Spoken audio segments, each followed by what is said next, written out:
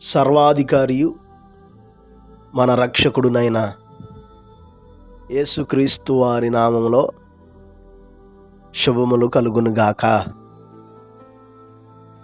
నేటి వాక్య ధ్యానము జపన్య గ్రంథము 2వ అధ్యాయము 3వ వచనం. దేశములో సాత్వికులై ఆయన న్యాయ విధులను అనుసరించు సమస్త దీనులారా, యెహోవాను వెదకుడి.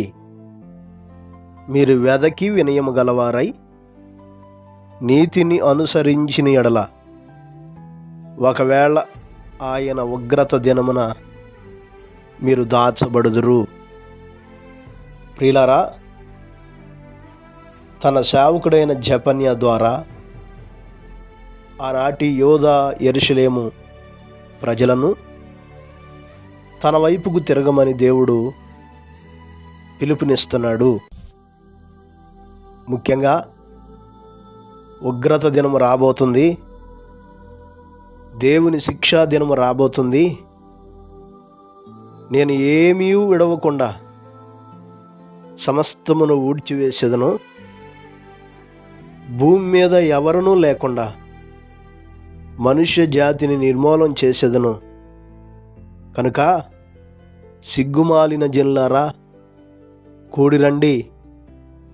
పొట్టు గాలికి ఎగురునట్లు సమయం గతించుచున్నది. విధి నిర్ణయం కాకమునిపే, నా కోపాగ్ని మీ మీదకు రాకమునిపే, మిమ్మల్ని శిక్షించటానికే నా ఉగ్రత దినము మీ మీదకు రాకముందే నా తట్టుకు తిరగండని దేవుడు పిలుపునిస్తున్నాడు. దేవుణ్ణి విడిచి ఆయనకు దూరంగా ఉన్నటువంటి ప్రజలను తన వైపుకు తిరగమని పిలుపునిస్తూ, ఆయన్ను కలిగినటువంటి వారికి కూడా కొన్ని హెచ్చరికలు తెలియచేయటం మనం ఈ వచనంలో చూడగలుగుతాం. దేశంలో సాత్వికులై ఆయన న్యాయ విధులను అనుసరించు సమస్త దీనులారా, దేవుణ్ణి కలిగి దేవుణ్ణి అనుసరిస్తూ దీనులుగా ఉన్నటువంటి తన బిడలకు కూడా వారు ఎలాగ నడుచుకోవాలో, ఉగ్రతను తప్పించుకోవటానికి, ఉగ్రత దినమున దాచబడటానికి ఎలాగ తమ్మును తాము సంసిద్ధపరుచుకోవాలో దేవుడు తెలియజేయటం మనం చూస్తున్నాం. ప్రియులారా, ఈ మాటలను వింటున్నటువంటి మనం కూడా జ్ఞాపకం చేసుకోవాలి. తీర్పు దేవుని ఇంటి యొద్దనే ఆరంభమవుతుంది. తీర్పు దేవుని ఇంటి యొద్దనే ఆరంభమైతే వాక్యానికి, సువార్తకు అవిధేయులుగా ఉంటే మరి నీ స్థితి ఎలాగుంటుందో ఒక్కసారి ఆలోచించే. నీతిమంతుడు రక్షింపబడటే దుర్లభమైతే పాపములో ఉండేవాడు, దుర్మార్గంగా ఉండేవాడు ఎలాగ రక్షించబడతాడు? కనుక ఈరోజు నీ స్థితి ఎలాగుంది ఆలోచించే. దేవునికి దూరంగా అవిధేయత స్థితిలో ఉన్నావా? దేవుణ్ణి కలిగిన స్థితిలో ఉన్నావా? ఒకవేళ దేవుణ్ణి కలిగి ఉన్నామనుకోని కూడా ఈరోజు ఆయనకు దూరంగా ఉన్నటువంటి అనుభవంలో ఉంటే ఈ మాటలు మనం తప్పక గమనించవలసినటువంటి వారమై ఉన్నాం. ఆయన బిడ్డలకి ఇస్తున్నటువంటి హెచ్చరిక,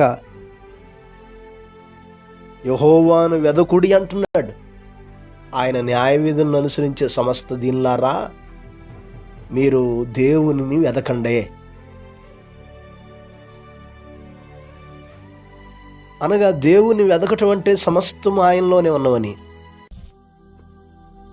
ఆయన ద్వారానే మనం పొందుకుంటామని, ఆయన అనుగ్రహిస్తేనే ఏదైనా మనం అనుభవిస్తామనే ఆలోచన ద్వారానితో మనం ఆయన వెదకాలి. ఆయన వెదకడు అంటున్నాడు. ఇంకంత మాత్రమే కాదు, వెదికి వినయము కలిగి ఉండమంటున్నాడు. వినయం దైవ మనసు. తమ్మును తాము హెచ్చించుకునేవారు తగ్గించబడతారు, కానీ వినయ మనస్కుడు ఘనత నొందుతాడని వాక్యంలో దేవుడు తెలియజేస్తున్నాడు. కనుక వినయము కలిగిన వారుగా ఉండాలి. వినయము కలిగి ఆయన నీతిని అనుసరించేవారుగా ఉండాలి. ఆయన నీతిమంతుడై ఉన్నట్టు ఎవరైతే తమ్మును తాము నీతిమంతులుగా చేసుకొని ఆయన మార్గములో ఆయన న్యాయ విధుల్లో అనుసరించి జీవించేవారుగా ఉంటారో వారు ఆయన నీతిని అనుసరించేవారు. మీరు అలాగ ఆయన నీతిని అనుసరించండి. ఒకవేళ ఆయన ఉగ్రత దినమున దాచబడతారు అంటున్నాడు. ఆయన వెదకటం, వెదికి వినయము గలవారై ఉండటం, ఆయన నీతిని అనుసరించేవారుగా ఉండే జీవితాలు ఈరోజు దేవుని పిల్లలమైన మనందరం కలిగి ఉండాలి.